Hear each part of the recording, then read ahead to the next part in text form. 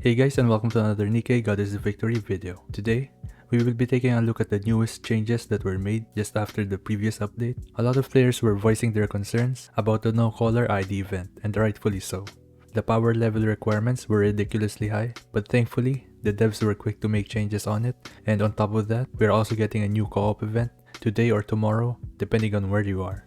Before we get started, if you find this video useful, don't forget to leave a like, comment, subscribe, and let's get started. So first, let's talk about the adjustments for the no caller ID event. Essentially, they reduced the combat power requirement for all of the stages in the hard difficulty. I will put up an image on the screen for the list of changes they did for the last 5 stages. And as you can see, they reduced the monster level, dynamic level, and most importantly, the combat power requirement by a significant amount. And they also did the same with the first 5 stages in the hard mode. Players were outraged before this, and rightfully so, because the combat power was so high considering that the game is very new. And even the whales in the game are having trouble completing the last few stages. Reducing the combat power requirement to 27,000 for the last stage in this event is more reasonable. Most free-to-play players who have been playing since day 1 are only around 20 to 25,000 combat power, which means that they will be more likely to clear out the event shop before the event closes. They really overestimated the player progression for this event, but hopefully, this doesn't happen again for any of the future events.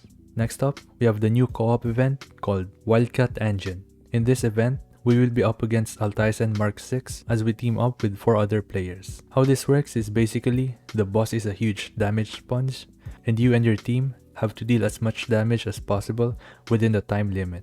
You get 3 chances to do this per day, and this event can only be played in manual mode.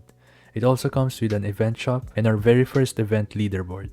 During the CBT, players were able to buy different types of resources using the currency from the event. And there's also a character shard for ammo, but we are not sure if this will stay the same for our event.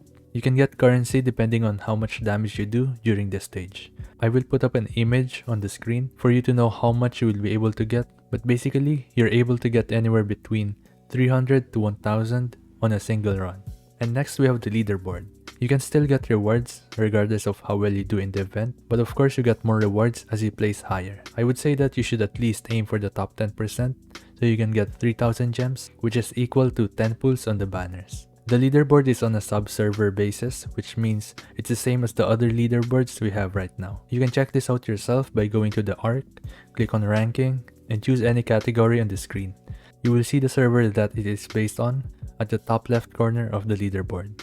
If you want to get better scores during this event, make sure that you are using the recommended type of units since it will give you a bonus for your stats.